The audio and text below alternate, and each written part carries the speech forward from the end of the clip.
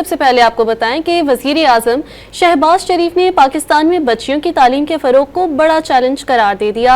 इस्लामाबाद में इस्लामी ममालिक के वज़राए तालीम से खिताब करते हुए उन्होंने बताया कि स्कूल से बाहर बच्चों में बड़ी तादाद बच्चियों की है। मजीद कहा कि वफाक और सूबे बच्चियों के स्कूलों में दाखिले के लिए इक़दामात कर रहे हैं।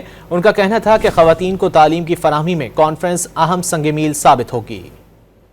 The challenges we face in Pakistan in terms of promoting education amongst girls is a very big challenge, and 22.8 million children as we speak are still out of school, and majority of them are girls, while all provinces of Pakistan, the province of Punjab and Sindh and KP and Balochistan and other areas of Pakistan are doing their best to enroll more children in the schools, but for a variety of reasons it is a challenge, especially to enroll our girls.